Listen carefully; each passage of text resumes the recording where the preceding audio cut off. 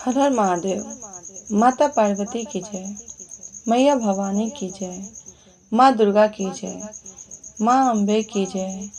एक बार प्रेम से सब लोग साथ मिलकर बोले, मैया भवानी की जय, माता दुर्गा की जय, अष्टभुजी नौ देवी दुर्गा की जय। तो हे गुरु बहिना लोग, आज हम बहुत सुंदर कथा लेकर आयल बानी। एक डोमिन के और एक बाझिन के, यानी कि जो डोमिन रहली वो बाझिन ऐसे रहली कि उनका कोनो औलाद नहीं भइल और कौने तरह माता रानी के मनौले बारी और कैसे देहले बानी माता रानी उनके बेटा। ध्यान से सुनो मैं कथा के पूरा अंत तक, काहे कि कोई भी कथा आधा अधूरा में नहीं छोड़ के जाए चाहिए। जब आप कथा पूरा अंत तक सुनो तब सब कथा के समझ पाई और माँ दुर्गा के आशीर्वाद प्राप्त कर पाई। कहल जाला कि हमेशा साथ में कथा कभी भी सुनल जाला तो के पूरा जरूर सुनल जाला। तो जो कथा बाटे वो डोमिन के हवे, यानी जो बेना बीनेला लोग उनकर हवे।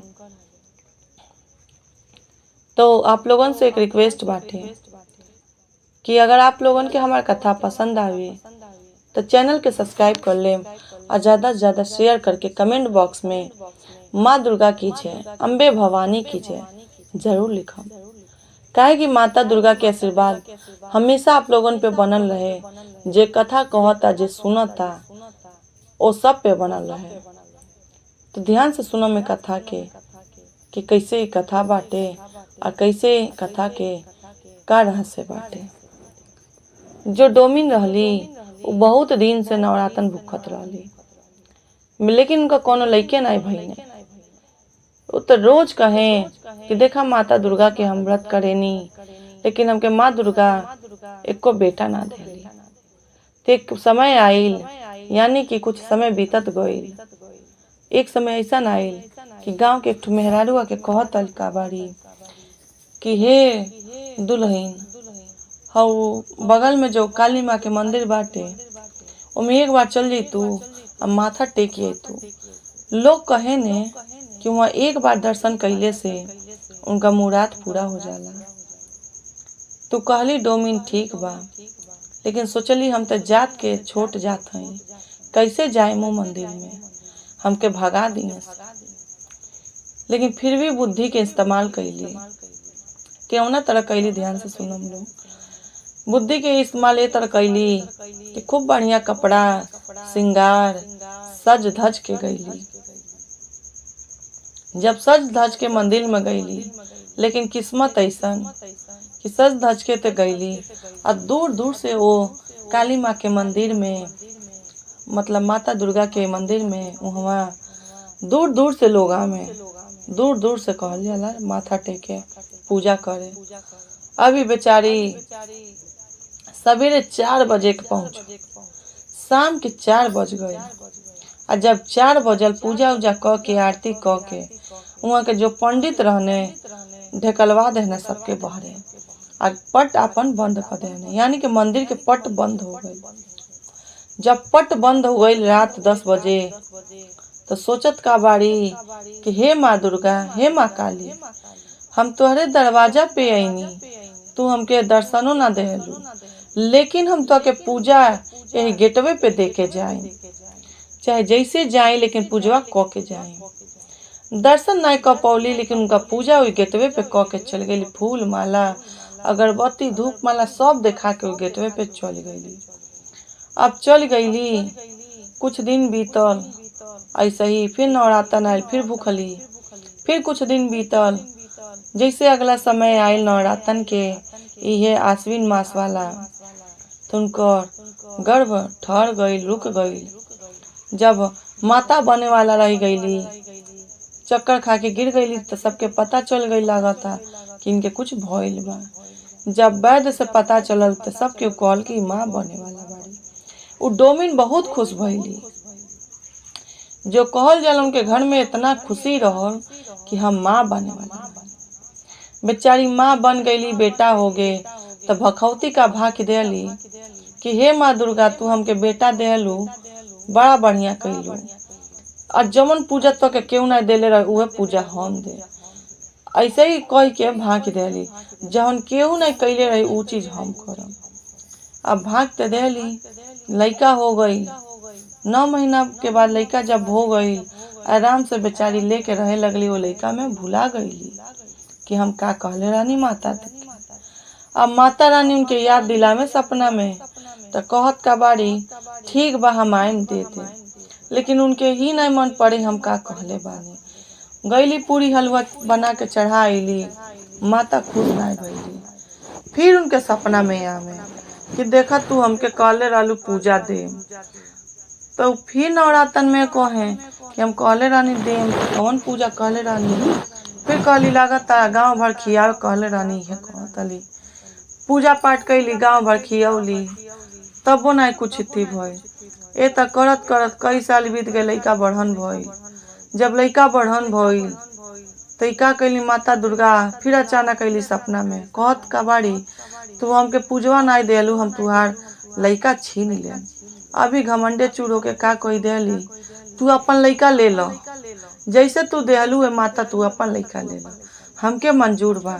लेकिन माता रानी बतावत रहबे नहीं कैली कि का लेवे के बा, काहे कि उ तो भुला गई रहली। तो वो परीक्षा लेत रहली, काहे कि उनका परीक्षा स्टार्ट रहल कि हमके जन भखौतिया भखले बा देखी का हमके देवेले। अरे भगवान के दिहल चीज भगवान के ही देवल जा, तो भगवान से बढ़ के का हमन के दे पाए। जब भगवाने अपने से बढ़ के हमन के दे देते हैं, तो उनसे बढ़ के हमन का कुछ दे तो नहीं पाए, मनुष्य के जाती है। अब सोचे लगली इन्ने डोमिन की का कहले रानी, तो कहली जब कि हम लइकवे ले ले।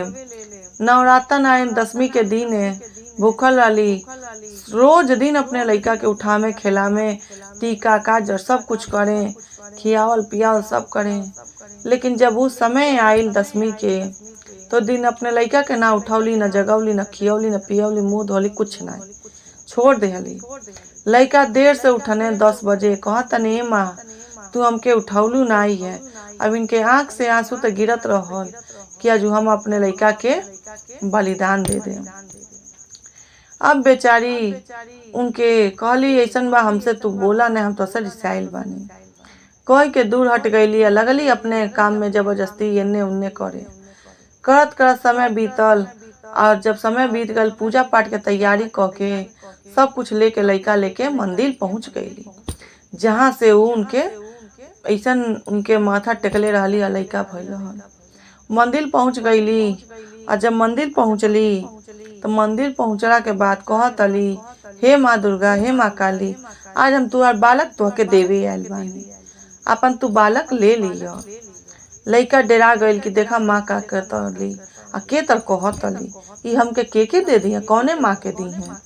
लइका छोटन रहने का जानता ने, वो 8-9 वर्ष के लइका का जानता ने का करे के बाटे। पूजा पाठ कैली, टीका कैली, सब कुछ कैली लइका के माता के। लइका के सुता देली, आंख बांध देली, आंख में पट्टी देके, और तलवार निकल ली, तलवार के टिकली उकली सब कुछ कैली, तलवार निकाल लेली।